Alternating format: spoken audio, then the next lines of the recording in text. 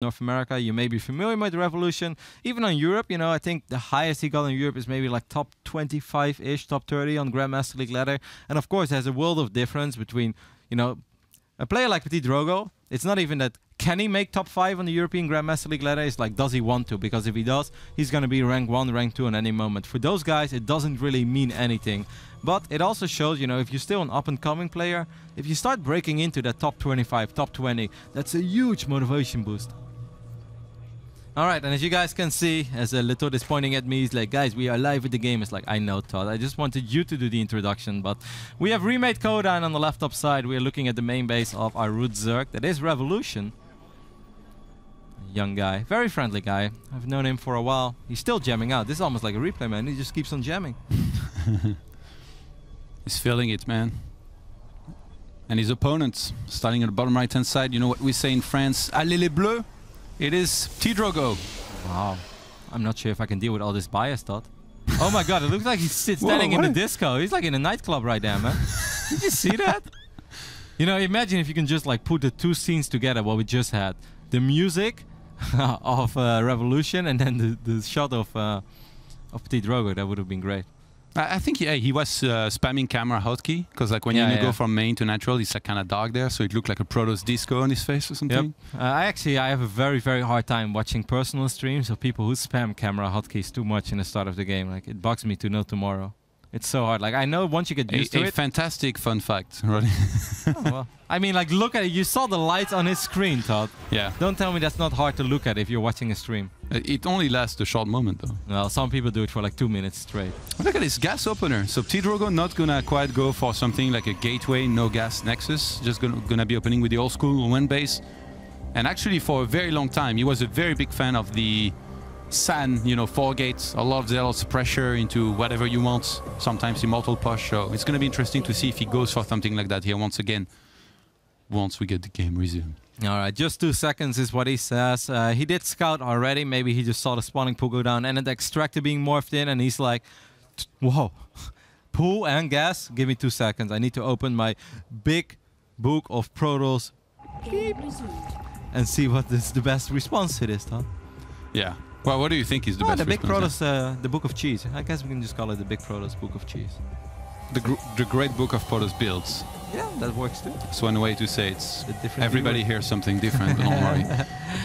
So what do you think is the best way? I think right now he's just looking at this and make sure that you get your wall off in time, you know, make sure there's not a bunch of Zerglings running into your natural. Because some of the Protoss players, they have been getting so greedy and getting those gateways down on the low ground that actually they don't have a wall off yet. And then if your opponent opens up with, you know, let's say 20 to 28 Zerglings in this phase in the game, which of course is super uncommon. But if they do commit to that, well, if you get those Zerglings into the natural thought, they will... with speed, right? Yeah, they will be able to pay for themselves. But everybody knows how to time speed very well, though. Yeah, like, I know, but that's why it's still nice to see that there is speed. Because if you see there is no speed, then you're not too worried about it, because you know he's not going to do it with slow Zerglings. Yeah, it's going to be cool to see what PtitDrogo goes into here from there. Remember, it took some time to finally start mining gas and go for the Cybercore, because he wanted to, I guess, cut that Techie's time, seeing that he wasn't really needed for him to get a Cybercore this early. And then from there, usually it's 2 gateways in the wall here, the natural, and a forge in the main if you want to play it standard. But with PtitDrogo, like I said before, we can sometimes see a 4th gateway and some pressure.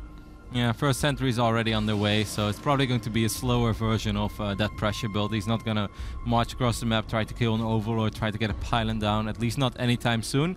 Still nothing but drones on the production tab for Revolution. No third hatchery yet, could potentially go down soon as he's banking up a few minerals, and there we do see that drone heading out. I was kind of hoping for maybe, you know, very quick Hydralisk test or something like that, you know, thought that he could potentially maybe even snipe the Mothership Core or get a couple sentries and then just try to hit quicker than you normally could with a Hydra timing if you cancel Zergling speed, for instance, and then just rush up to layer. But unfortunately, we don't see that.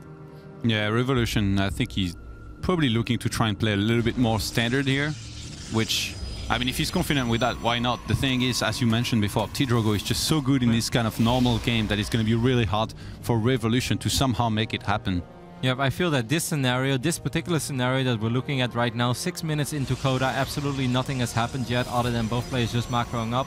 I feel PtitDrogo loves this, man. This is how he wishes every single PvZ starts off. He made a great tutorial that is available on YouTube. You can just type in PtitDrogo French PvZ. Like, I've watched it multiple times, and he makes games like this look so incredibly easy, Todd. He just talks through it. He just wins, you know, he just marches across the map. He knows exactly how rich the Zerg is, how much Zerg can afford in this phase in the game. Yeah. Let's not forget, Revolution opens up with speed, slows his economy down a tiny bit, doesn't do anything with it, PtitDrogo is happy. If you're confident about playing on 3 bases, 4 bases, then I think it's really smart to use this build a lot, because you're going to have a lot of hallucinations to work with, to scout across the map, see exactly what the Zerg's going for. And PtitDrogo, I feel like he's actually one of the best at consistently sending hallucinated phoenixes across the map to see what his opponent's up to. You know, you got also like, he's very different than Lil Bo, for example. Lil Bo only sends one hallucination in the first place and then goes for a stronger timing because he has more force fields, while PtitDrogo is always on top of his scouting. You know, one thing I just noticed as well, Todd, is that PtitDrogo is also playing with that very, very late Mothership core, right? Just now it came out, but the people wonder why does he build it so late. That's just because you want to use your next side to produce nothing but probes in this phase in the game. But of course, that makes you kind of susceptible to certain all-ins. And that brings me back to... Whoa! A little bit of a mistake there. A rookie... Oh my god. The drone rush! It's coming, Todd!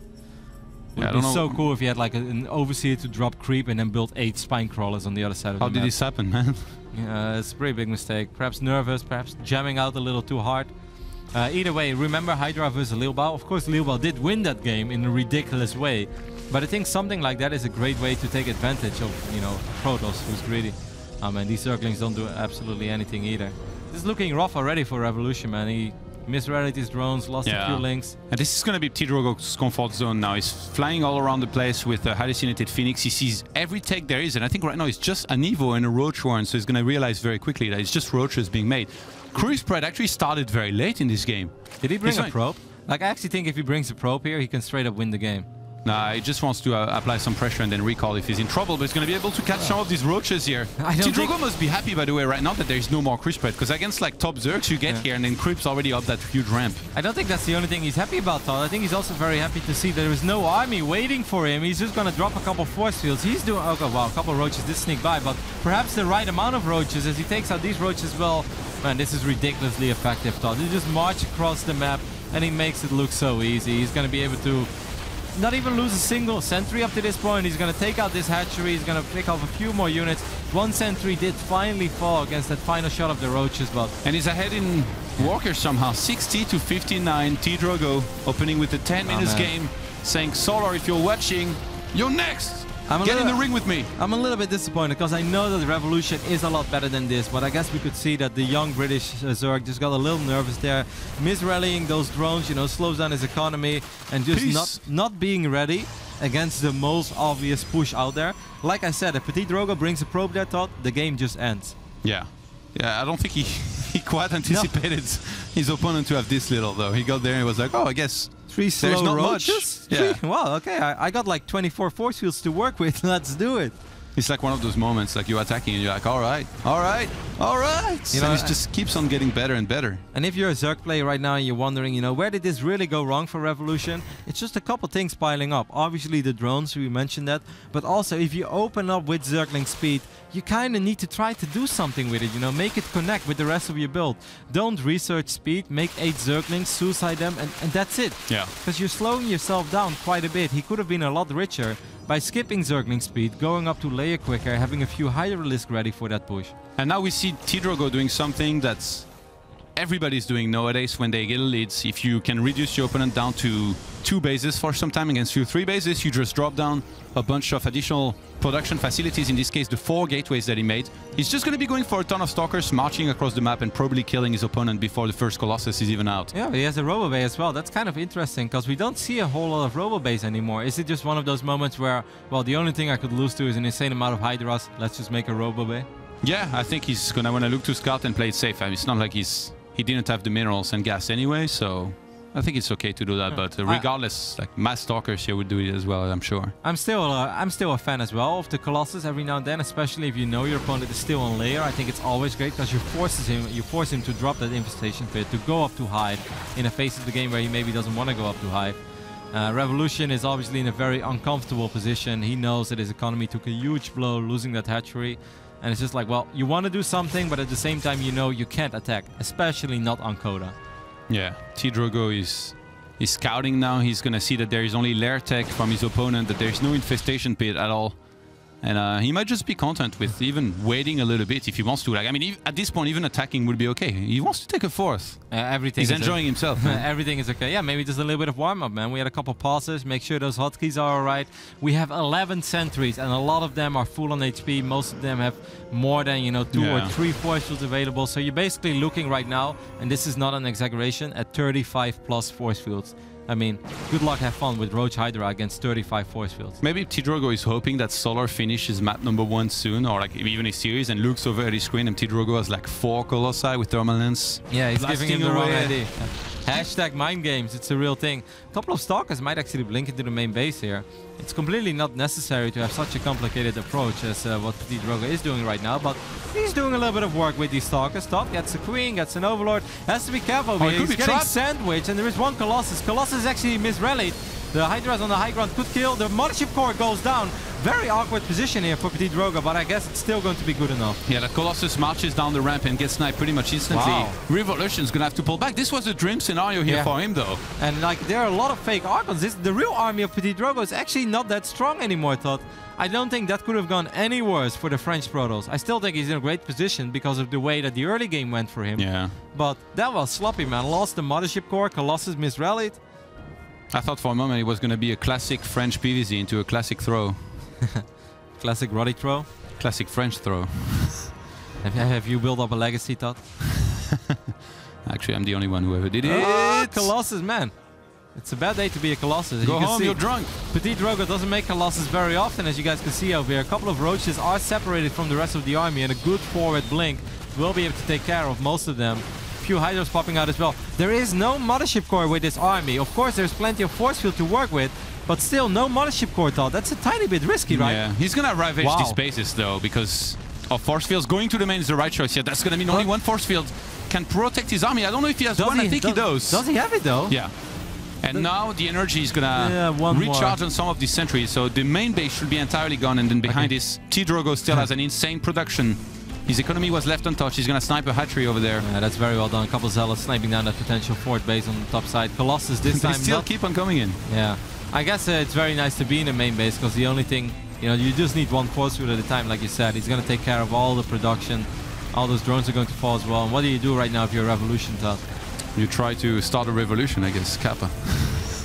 It's not gonna go well here for him, man. I can't take these horrible Protoss jokes anymore. I know. Oh no! He's doing it! He moved up the ramp. No force field's gonna go down. Actually, everything is gonna be able to get up over here. If he kills the Colossus, then these Hydras should be able to reign supreme. Of course, PtitDrogo is still in an absolutely phenomenal position, despite losing pretty much everything over here. I think he's gonna lose almost every single unit. Yeah, but he's been producing elsewhere. Some of the Stalkers are gonna be getting out. The Colossus not quite trying to run away, but regardless, if you check out the supply here, PtitDrogo is in an unlosable situation. He is, but still, I'm a little bit shocked. PtitDrogo seems a little sloppy in this game, Todd. Maybe it's just, like we said before, underestimating his opponent a tiny bit. And of course, he's still in absolute control of this game. But that first fight, that could have even been more ugly. Those hallucinated Archons really saved the day for him. He needed some Roddy micro, man. Well, I would have lost my Colossus the exact same way as he did, Todd. As GG is called, as Revolution realizes he just doesn't have the economy to stay in this game. Despite cleaning up the majority of the army of PtitDrogo in the main base, the French Protoss will still take a convincing 1-0 lead. But if I look at this game, Todd, and if I think about the potential matchup of PtitDrogo against Solar, I think he has to step it up a little bit. Yeah, the thing is, you don't necessarily have to play your very best in this kind of match if you're confident and it's already going well. I mean, on one hand, you don't want to throw it away, but at the same time, if it's going so well that you need to make the biggest mistake of your career to lose it at the same time, I guess you can kind of take it easy. And this might have been what happened here. PtitDrogo got overconfident. He went up that ramp. Fancy play syndrome, man. sometimes you just see a play and you're like, I'm going to go for it. And then as you do it, you realize how bad of an idea it was. Sometimes you just get a little bit ahead of yourself, you know. You see all these potential great plays and you're like, if I get a couple units there and then the Colossus here, you know, then I can get a really great engagement. And then suddenly you're just making it way more complicated than it should have been. While the easy solution would have just been Protoss, Death Ball, stay together, Guardian Shield, Force Fields, and, you know, have happy days, right? A good old max out and attack move. That's all you needed, mate. Yeah, a couple blinks, you know, just a couple, you know, to show that it does take a little bit of effort. No, you have to make sure that it shows that it's a little bit of effort, you know. You blink back a couple of Hurt Stalkers and then you're good.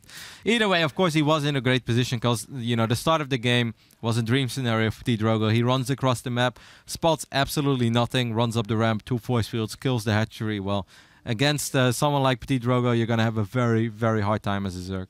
Yeah, I'm not sure exactly what happened. He must have missed a bunch of injects. Like the drones didn't help, but I don't think it was the single lone factor here of... 8-9 drones to the middle of the map and then going to the third base. That does slow your economy down quite a bit, but I also think it goes back to opening up with speed.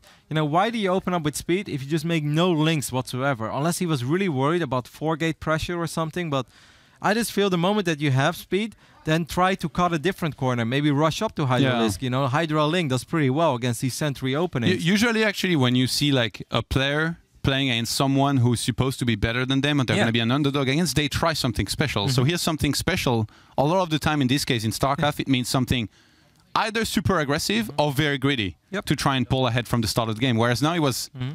the opposite. He was neither. No, it's like he was neither aggressive nor greedy. He was like the worst. He was like playing ultra safe, like he's Su over here going up against me. You know, like if I'm Su, I would play very safe against me as well because I can never win in a legit game. But if you're Revolution and you go up against PtitDrogo, who is the favorite, try to cut a corner. You know, go up to layer without Zergling speed or make a bunch of Zerglings. Because once again, you saw how late that Mothership Core was. You know, when those sentries run down the ramp. And that Mothership Core doesn't even have energy for recall yet. If you can get a wraparound, if you can kill a lot of sentries or force out all the force fields, that's a great way to start off your game. And I hope to see something like that over here in game number 2 on Cactus Valley.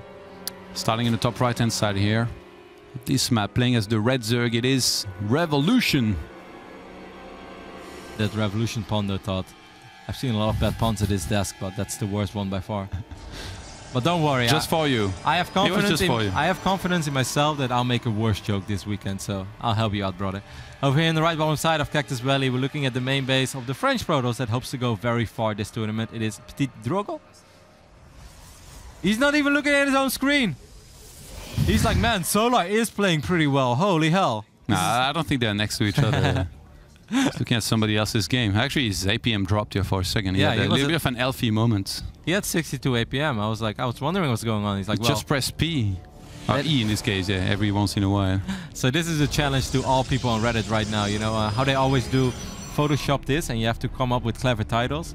You know, what is PtitDrogo looking at? You know, give me a clever caption because just screenshot that part of the screen. I don't think you want to ask these guys that. Yes, you do. You know.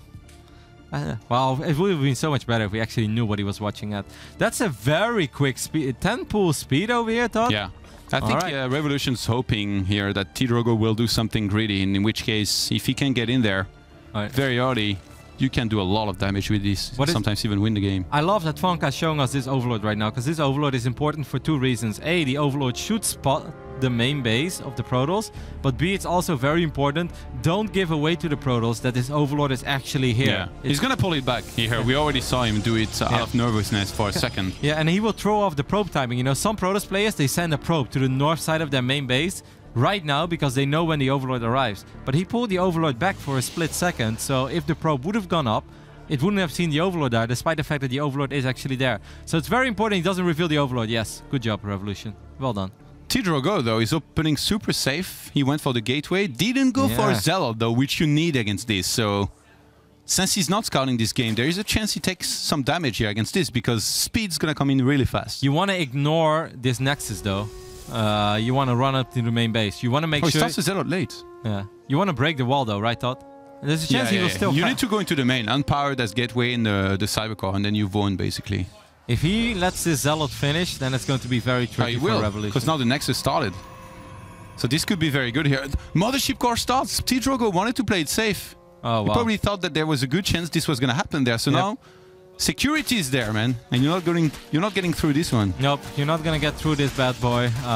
If you want to do it, you're gonna end up losing 6-7 Zerglings when the Zealot is in a choke point like that. He could have killed one of his own probe here. 25 out of 26. That means PtitDrogo cannot start either a Stalker or a Sentry behind this.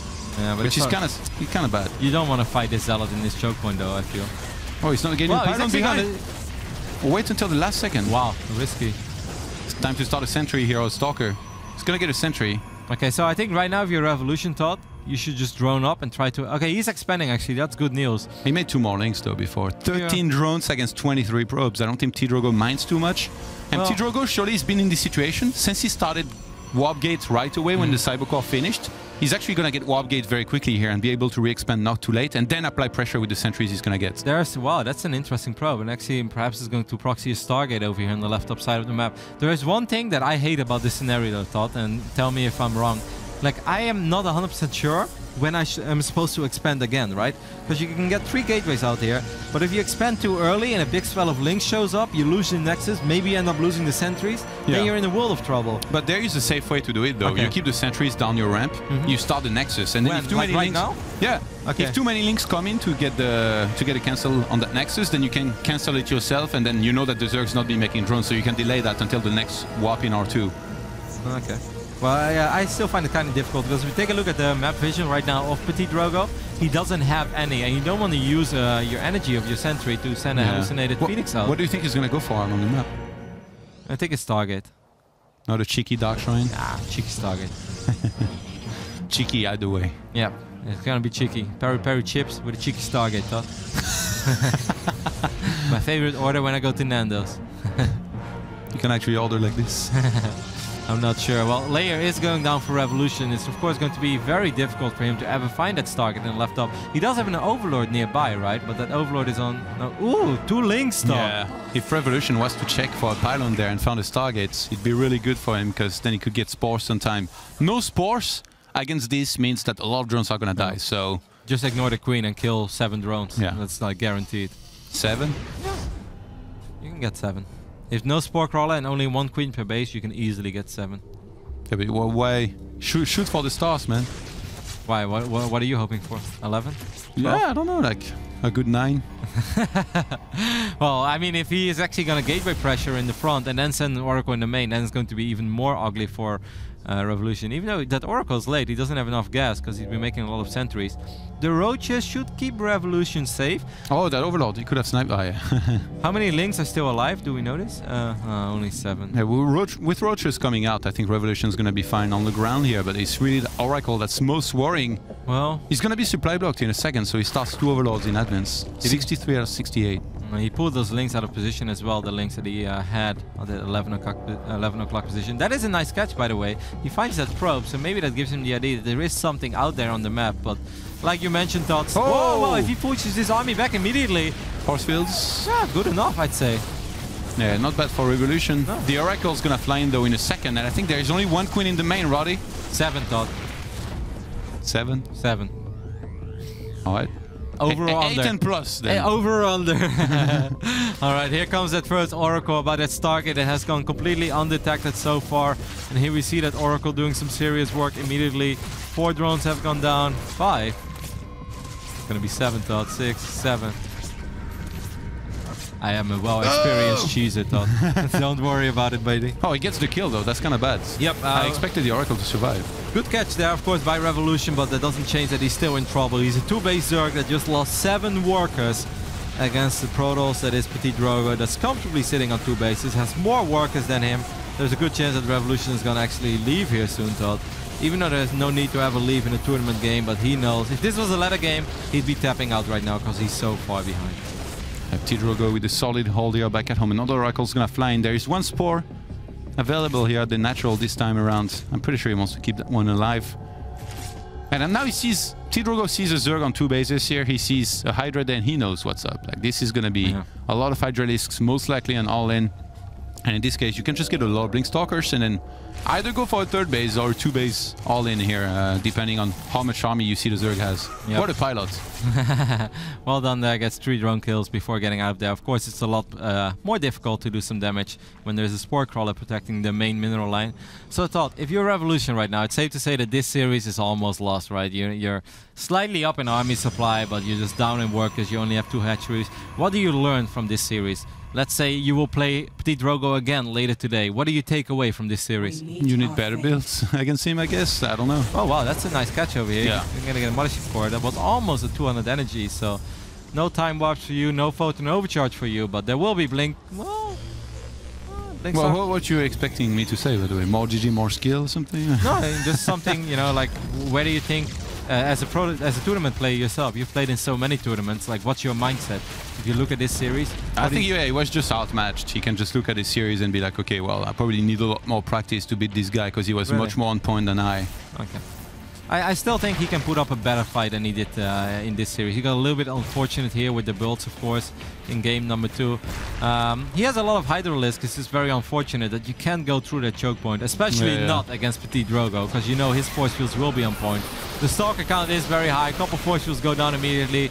Guardian Shield being popped as well, and 4 or 5 Hydras fall before any of the Stalkers fall. A few more Hydras are going to get picked off. That's the thing, by the way, about tournaments. Like you could always play better than what you did at a tournament. There's never a tournament you go to and you look at it back and you're like, oh, actually I played the best I've ever played, even better than what I do at home. So if you win it though. No, usually you, as a pro gamer, you kind of like self-taught. You're like, teach yourself to find your mistakes and try and fix them. So usually you don't even see the good plays that you do. You only see the mistakes. Sometimes a player will win a game super convincingly. We will be like, I shouldn't have lost that unit over there. That's how they think most of the time. Stay critical, stay hungry. Yeah. A little bit of Steve Jobs, but then different touch to it. As this Oracle is still flying around and getting another. You're trying really hard to beat my bad joke, but I know, Todd. I told you I'm going to try to help you out over here. As the final roll go down, Revolution is showing us a lot of fighting spirit, but he knows as well that the writing is on the wall for this one. A couple of Hydras is just not going to be enough to save this game. He's going to try to take out of these rocks. I've always felt that these were the most irrelevant rocks of all the maps out there. This is like this tiny little corner. Why are the rocks there? Like if there's a rock here, you know, on this ramp, that would have a huge impact. But these rocks in the middle of Cactus Valley, I never got it. So what would you do different? Just make it real debris, you know? Just no rock. Indestructible debris. As +2 is finishing up for PtitDrogo. He's probably mentally already... Whoa, that's a very ambitious forward blink, but I guess when you have this many Stalkers, you can do that. Normally, we recommend you guys do not try this at home against Hydras, but... He really put the go in PtitDrogo, man. There we go again with another one. That's a lot better, Todd. As GG is called, as the French Protoss can get himself ready to perhaps face Solar, as Solar is in this group as well. And that could very well be the winner's match of this group. What the hell are these guys playing behind? Can somebody scold them already? You need to be playing StarCraft, guys. Oh, maybe, this is the best game. Playing a little bit of everything, I guess. In Inferno Online, it's always been a very fun internet cafe to go to because there's so many different type of gamers there. You know, even in our days, we used to play Warcraft 3, but already had people playing Dota, CS 1.6 back then. A lot of ladies, actually. Yeah, I know. In Inferno. You're telling me, Todd. I've seen them already. What was that face? Nothing. It's just like, you know, it's one of the things you think about when you think about Inferno Online. Some people think about games, other people think about ladies. So you think of Inferno Online as like a club? No, that's how, well, you know, at night it is kind of like that. It's kind of like a go-to place where people in Stockholm meet up before they actually go out. But I believe that In Control is ready with... No, almost ready. He's almost ready. And I think with the winner of that series, which is probably PtitDrogo. Unless he's interviewing the next players already, that could be the case too. I mean, when we were heading into that series, actually, you were telling me that PtitDrogo shouldn't overlook Revolution. So in retrospect, do you think that in map number 1, it's really what's made him have a, I'm not going to say a hard time, but have a few missteps in his offense? I think we should forget about this best of 3 and take a look at the replays later when they play against each other again if PtitDrogo does not manage to beat Solar, because I think that series thought is going to be a little closer. I think this was a prime example of someone that is capable of playing this game, you know, at a pretty high level, Revolution, but doesn't have the same experience as PtitDrogo and just got a little nervous and nerves got the better hand of him. Like, I just don't want to be overly critical of this series because he has shown us and definitely me in the past that he can do a lot better than what he just did. And I'm not talking about my games games against him or something. I'm talking about the performance he had at the Hell It's About Time tournament in Canada, and a couple of the online tournaments where he had good runs as well. I didn't know that you know this guy, Revolution. Yeah, I know him very well. We've got a lot of history. At first, I thought he was he was like who's this random cocky guy, but then I actually got to know him a little bit, and then I followed his progress from seed gaming to root gaming, and I saw him compete in these online tournaments. I saw him compete in Hell It's About Time, and he's a good guy. He's an ambitious guy. Like, I love. He needs to talk to cats more. Imagine if he had used a few cats build to try and surprise Drogo. It could have been really fun. What I like about guys like that is just that they're young and ambitious, and they have real passion for the game, and that's what I see in the Revolution, and that's why I think he has a good future. But for now, let's head over to Jeff, who's in Inferno Online. All right, I'm standing here with PtitDrogo, who just 2-0'd Revolution in the first. Well, I say first round, but I think this is round 64. I think, yeah. You don't even know. He doesn't care. He's just going to beat them all, so that's fine. It was a pretty easygoing match. Any thoughts on the match overall? Well, not really. I just did some random stuff. On the second game, I realized I had a probe, so I was like, I'm gonna just make a proxy target for the lols. It worked pretty well. So You're not supposed to tell the public that Protoss are just like, oh, I have a probe outside. It's all tactics. yeah, it was all part of the plan. Exactly. We're much deeper here, us Protoss players. You will be playing Solar next. This is the guy that you were saying will be very tough. He's another Zerg player. This is, I think, your best matchup. So what are your thoughts going into that matchup? He's like insanely good. Like, there's a whole world of Zerg versus Protoss that no foreigner is able to play, that Koreans do. So he's gonna have a lot more stuff that I'm used to. So it's gonna be problematic. I think he's gonna win, but maybe I can Protoss him, you know? Okay, I mean, it's kind of known that you play the baguette style of PvZ. It's very strong. It's been doing very well in Europe. You're not going to change things up, I don't think, against Solar too much. So do you have, I mean, am I wrong? Do you have a different game plan, or are you just saying this is going to be tough? I already kind of know how the game will go. I have something that you can call baguette, but it's like a small variation that nobody does in Korea. Like, it's kind of a special build. I hope to take one map with that. Then with the next two maps, I'm just going to play my game and see how it goes. Okay, well, good. So final question before we let you go and back into the fray. Let's assume you beat or lose to Solar, but you make it out of these groups. Is there any player out there that you would be honored to play against, angry to play against, or just looking forward to? Is there anyone out there that you want to name? Not really. There's so many good Koreans here. It's like, you can't really name one without naming all of them. I'm just gonna be like one match at a time, to be honest. I'm just looking forward to play some Zerg, because that's where I can show good games.